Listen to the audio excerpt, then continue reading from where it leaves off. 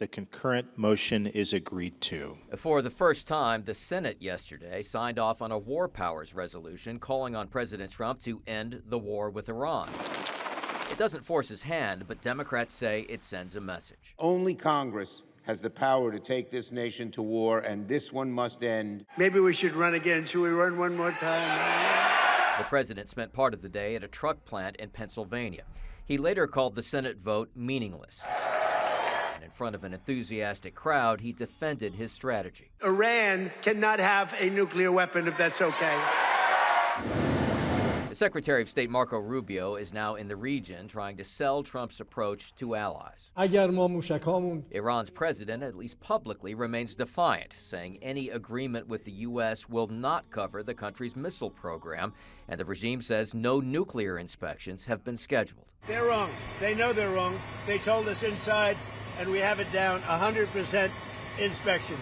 And if they were right, I'd cancel the meetings right now. And while the president touted the increased flow of oil through the Strait of Hormuz, he went after oil companies overnight, posting on social media, "Customers are being gouged. I've instructed the DOJ to immediately start looking into this. Gasoline prices better start going down a lot faster than what I'm seeing." It's heartbreaking. It's heartbreaking. Residents in parts of Virginia picking up the pieces after storms packing high winds ripped through certain areas, ripping off roofs, knocking down trees, and leaving many without electricity. Severe weather and heavy rain also causing flooding this week. A torrential downpour in Massachusetts led to street flooding, leaving cars stranded and police escorting at least one driver to dry land. On the other side of the country, water is not the problem. It's part of the solution as crews battle wildfires in the west, including the Cottonwood Fire raging in Utah. That blaze creating an otherworldly orange haze in the skies over Goblin Valley State Park. And it's not just the U.S. Overseas, authorities in several countries in Europe are fighting wildfires as well this week, including Greece, where firefighters battled flames outside Athens, and France, where a heat wave helped fuel a fast-moving wildfire. That oppressive heat hitting several other countries as well, including Switzerland, Germany, and the UK, where hundreds of schools closed or moved to half days as temperatures soared. I do feel a lot more hot, and it's harder to go to the park and have a nice time outside. I'm Reed Binion reporting. Drier, warmer, wetter, and hotter. All of these conditions triggered by the potential for a super El Nino. You've probably heard of El Nino already. The El Nino is a normal fluctuation in our global climate system. It's where the water in the Pacific Ocean is a little bit warmer than average. So here's where the super comes in. And what makes this a super El Nino, although that's not an official term, is that the water is much more hot than average, than an average El Nino. And that means the effects are going to be even greater. The Pacific Northwest will be a little drier and warmer than normal.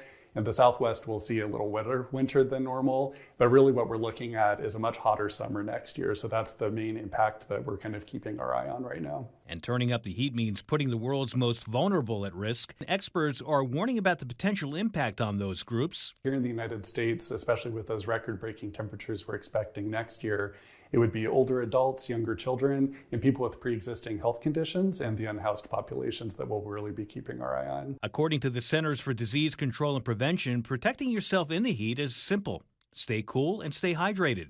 But on a larger scale, some experts suggest it's a group effort. While it's important that we prepare for the effects of this super El Nino, we also have to address the root cause of climate change and reduce our greenhouse gas emissions as well. In New York, Chris DeMeo, Fox News.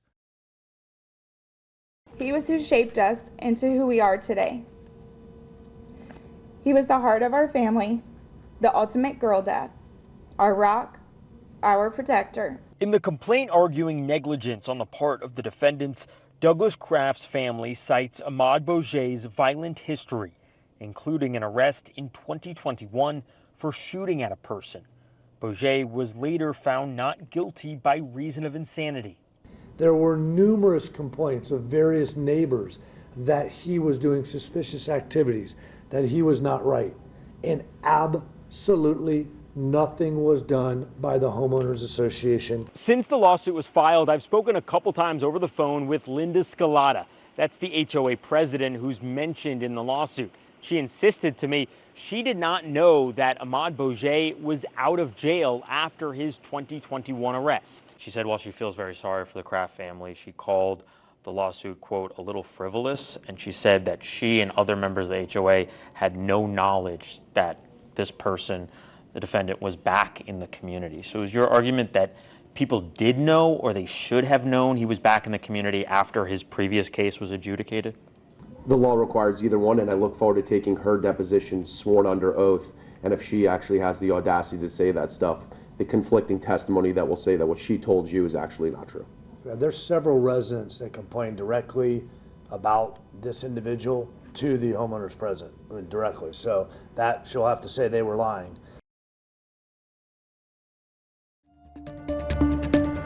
Charlie Hustle is home to some iconic Casey swag. And if you want one of these tees, there's plenty. But when it comes to the Netherlands swag, the story's a bit different. We've just been making them as fast as we can, to be honest. Dutch orange shirts are flying off the shelves. It needs to be orange because the whole fan base wears orange, which we now have as well as another orange tee, and they're all just sold out. The store sold its entire inventory in just one day. People come in from other stores, they're like, we heard you might have an orange tee, and we're like, we're trying. That orange wave is reaching all corners of the metro. They were gone. And then Jennifer Brown owns Vintage Style KC. I have like a XXX and a small or something. When she heard the team would be practicing just down the street from her downtown Parkville store, she wanted in on the orange excitement. It was kind of by accident. I just went looking for a shirt that had Netherlands and also had Kansas City on it. And she quickly learned so does everyone else. I ordered from there and then sold those out, and then I made another order and I sold those out, and then I made another order and I sold those out, so we're going on order number 4 at this point. A trend coming to a head Thursday when the Dutch take the pitch against Tunisia. Charlie Hustle says they're working quickly to keep up with demand so you can get your orange on too. I'm actually going to pick up more. They're making them today. I'm going to pick up more this afternoon for the store. Yeah. The shirts will be on sale at 10 a.m. Tuesday. 2 wins at the World Cup, going to pick up our 3rd. Confidence echoing from Team USA fans nationwide is helping to pump up their home team ahead of their 3rd World Cup match tomorrow here at Los Angeles Stadium, where they take on Turkey. I think it's great seeing it on American soil, showcasing who America is, what American soccer is all about. It will be the first time both teams are playing each other in a World Cup, and practice schedules have been busy. They have quality players. So we're not taking anybody lightly. But members of Team USA aren't the only ones showcasing their star power. Cristiano Ronaldo earned 2 goals Tuesday, certifying him as the first player in history to score in 6 different World Cup tournaments. This as Argentina's Lionel Messi set a record for the most World Cup goals in history, scoring his 18th against Austria on Monday. Meanwhile, international fans in the U.S. keep soaking up their new surroundings and American culture. Everyone's been great so far. We had a lobster roll earlier. Luke's Lobsters. Scotland's Tartan Army has been igniting the party city to city. And fans and teams are also going viral for their own traditions, like Norway's Viking Row taking off at games and on social media. And we are here to support Ghana, me and the family. It was great. I was very confident that Ghana was going to win. I don't know if it was a false hope. I was telling everybody, but I was so confident that we were not going to lose this game. A tie is okay. We're hoping to get into play Croatia and take the win. We're going to get out of this group, and then we're going to make it to the quarterfinals. That's where we are hoping to go to. I think we wasted a lot of time on the ball. I think we could have definitely had a few more shots on target and attacked the Ghanaian defense. But at the same time, Ghana were fantastic at defending. I give them a lot of credit for that. And I think if we want to ever progress in this competition to the semi-final, quarter-final arena, we're going to have to take a lot more shots and put a lot more effort in. Oh, I love the fact that we overcame what people thought we couldn't do, which was not get beaten by England. right? What I didn't like is we did not take opportunities when we had them to be able to strike when we got it. That could have been a huge difference maker. I was surprised there weren't any goals. I think what would have happened, if England could have scored, it would have opened the game up. If Ghana could have scored, it would have opened the game up. I think they were both intent on just holding a point at the end of the game. I mean, we tried to break it down, but Ghana, honestly, that was a great defensive performance. I mean, it shows the pedigree of African teams and how well we are, because everyone discounts what we do, and everyone thinks we're not as polished, but we are really polished. It's just that we just need the world stage to get us even better, and we will prove it throughout this World Cup.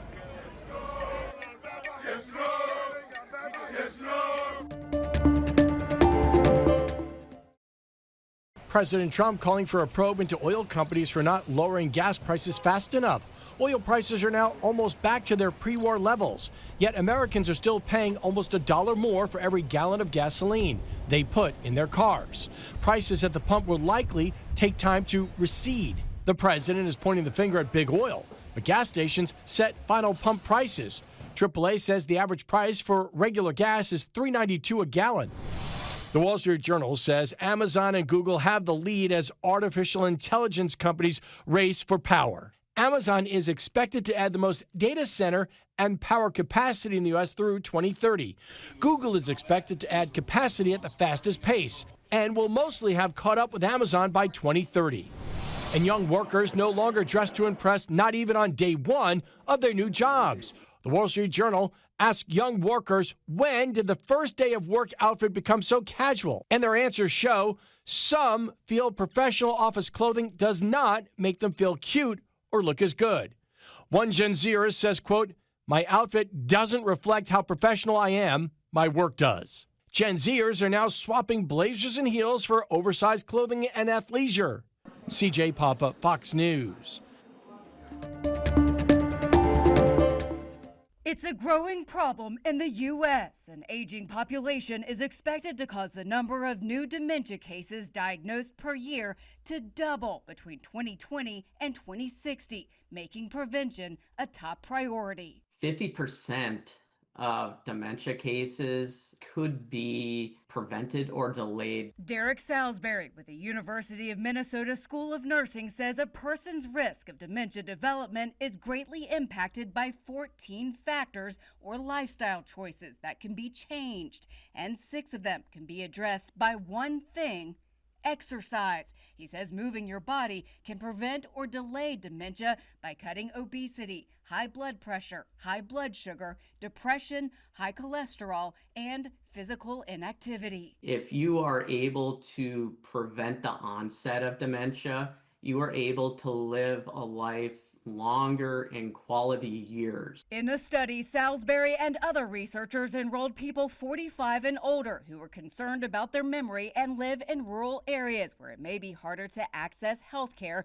to take part in a telehealth exercise program. We basically delivered a cycle, heart rate monitors, blood pressure cuffs, did a bunch of screening virtually for them. After 3 months of exercise training, Salisbury says those who took part in the research showed improvements in aerobic fitness overall. It's never too late to start. For Health Minute, I'm Mandy Gaither. You wrote a prescription for pickleball? You didn't actually bring it to the pharmacy, did you? Oh, of course not. I'm not an idiot. Apple TV is serving up the first trailer for its new pickleball comedy, The Dink. New Girl star Jake Johnson plays a washed-up tennis pro who reluctantly turns to pickleball to save a struggling club and win his dad's approval. The Dink debuts July 24th. Where's my son? Don't ask questions that you don't want the answers to. Audiences certainly found I Will Find You. Netflix's biggest new series debut of the year is a certified hit. The Harlan Coben crime thriller racked up an impressive 24 million views in just its first 4 days. What's your plan? No, I don't really have one. I'm kind of new to the action genre. Here's a first look at the new Big Bang Theory spin-off, Stuart Fails to Save the Universe. The HBO Max comedy series, out next month, centers on a guy who breaks a device built by Sheldon and Leonard, and it winds up sending him into different realities. A few familiar Big Bang faces are also along for the ride. In Hollywood, I'm Douglas Ide. And with Hart stocks already 12% down, things are looking bleak for the world's richest woman, Emma Hart. I know you have dedicated your entire life to the hatred of my family. Hatred happens in secret. No, what I've dedicated my life to is revenge. Brenda Blethyn and Jessica Reynolds play Emma Hart, a servant determined to rise far beyond her station in A Woman of Substance. Get out. Get on. All of this ambition, you ought to be careful. It was so exciting and such a journey right through the 20th century. And it was, I found, thrilling. Emma. I can't. I know you feel it too. Don't let anything or anyone distract you from that plan of yours. Reynolds calls it the toughest role she's ever played. The amount of trauma and the ups and downs that she goes through, it's like so extensive, and also the strength she then has on top of it. She's inspiring, but she is exhausting, and she was exhausting. You underestimated me. It's grounded in a way, but it's also larger than life. It is very dramatic and romantic and tragic as well. So it kind of colours all. It's got the whole spectrum. Yeah, the whole spectrum, yeah. They think they're better than us, and if it takes my whole life, I'm going to prove to them that they're wrong. In Hollywood, I'm David Daniel.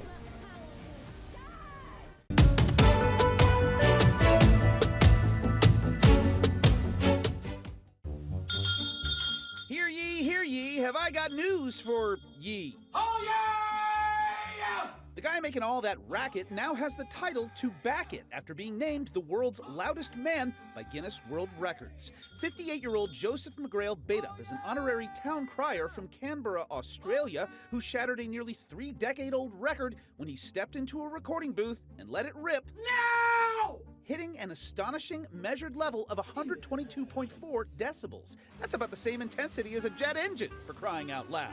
Out loud is not how McGrail Baitup was crying following his record-breaking roar. He told the AP his voice was shot for days. Hey, heavy lies the crown when you're one whopper of a yopper. A yop is a yell, by the way. Speaking of world record holders, this one is for sale. The picnic basket-shaped building, not the record, per se. Known simply as The Basket, this kooky 7-story Ohio building was once home to the famous Longaberger Basket Company and is listed by Guinness World Records as the world's largest picnic basket. Well, I should hope so. It's on the market now for an asking price of $8.5 million, for which you get all the amenities of your average building-sized basket and even giant handles that heat up to prevent ice buildup. The online listing provides plenty of looks both inside and out and even shares a YouTube video showing the building's construction phase. After decades of success, the company eventually folded, and plans to turn it into a quirky boutique hotel were reportedly ruined by the pandemic. Now it's up for grabs, and frankly, if you're a picnic basket lover, even in a bear market, this one seems like a steal. For Take a Look at This, I'm Jeremy Roth.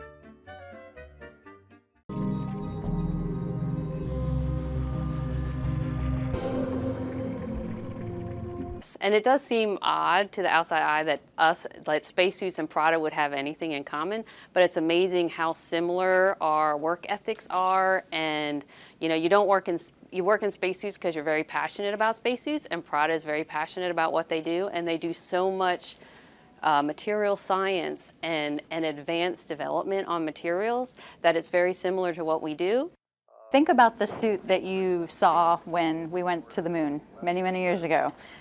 They were bouncing around. They didn't have a lot of tasks they had to do. They weren't on the lunar surface very long. Now those requirements are more challenging. It's be on the lunar surface longer, have more mobility, have more safety, and now we are having to build those things into the suit that weren't there before. We've added a lot of mobility so that the astronauts can do things like squat or lunge and do work as if they don't have a suit on, not worry about the suit, not worry about safety, and just do their job. The stakes are just so much different. You know, if somebody's pants split, they're going to be embarrassed, but largely everybody's going to be fine. But in this, it really is life or death because we're making a personal-sized spacecraft for somebody to survive. For centuries, bootmaking has been a part of ranching culture on both sides of the border, and now one Las Vegas artisan is carrying on that tradition and sharing it with a new generation. Before they became a symbol of the American West, boots were a part of life for vaqueros across northern Mexico. Today, Las Vegas bootmaker Javier Martel is one of the very few artisans in the U.S. So it's because I feel like we carry the tradition. If you go to Mexico, you see people making boots. And here in the U.S., unfortunately, that has pretty much died out. Martel says he's making boots by hand using techniques that date back to the 1800s. Well, after the beginning of the 1900s, things got more industrialized. So, they started mass producing things. Growing up between Sonora, Mexico and Las Vegas, Martel saw firsthand how traditions often looked more alike than different. Well, I think it's very important for me because I don't like people to put us, Hispanics in a box. Everybody thinks that we should be a certain way, and that's not how it is. We are more than what they think we are. So to me, I am proud of being an American, as I am proud of being Mexican as well. Fernando Arias immigrated to the U.S. from Ecuador 4 years ago in search of the American dream. He says back home, shoemaking is a part of culture. I am so grateful to this country, and we are thankful for this profession. It has given me the opportunity to manufacture products for American feet. As Martel's apprentice, Arias says he found a way to carry tradition from Ecuador into a new chapter of his life here in the United States. Follow your dreams, give it your all, and remember that this is a country full of opportunities, and that you have to come here with that drive to seek them out and make them yours. Here, you can really make it big. And Martel says as the number of traditional boot makers here in the United States continues to shrink, he says he hopes his story will inspire others to continue that tradition. Reporting from Fremont Street, Carla Salinas, Fox 5 News, local, Las Vegas. Fox 54 Plus has your news, sports, and weather. Start your evening with Fox 54 at 5:30, delivering the latest headlines and live reports straight from the scene. Then, stay informed with Fox 54 News at 9, featuring your Tennessee Valley certified most accurate weather impact team, tracking everything from tornado threats to traffic delays during severe weather. Fox 54 Sports Extra brings you more of what sports fans crave, with deeper insights, expert analysis, and all the action that matters most.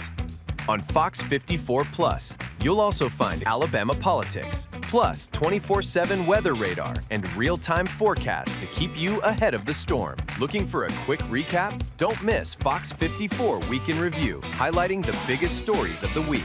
Jumpstart your morning with Morning Rush. Fast-paced news updates, featured with uplifting stories from across the globe. Get your entertainment fix with Getting Real, where we break down movie reviews, top 10 lists, and spotlight the newest film. Die Hard fan? Locked On Sports dives deep into the Crimson Tide, the Tigers, college rivalries, and pro action. True crime warrior style? Killer Cases brings you gripping real-life stories that stick with you. Hungry for more? Cooking with Style serves up mouth-watering recipes that are easy to make and impossible to resist. From movie previews before you head to the theater with Take a Look, to must-know headlines from across the region and around the world with In the News. Watch all of these shows on demand and also on the Fox 54 News app. Available on Android and iOS devices. Streaming 24/7.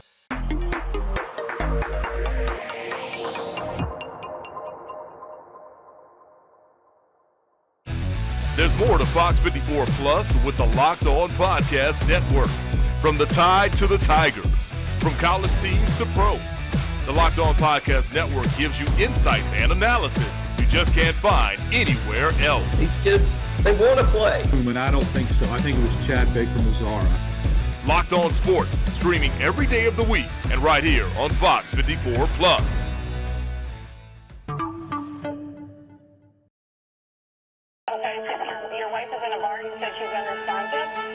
This is what he's going to tell you. Trying to find the first place to put a body. No, sir. The only thing they could do was kill him. Be the jury and to find the defendant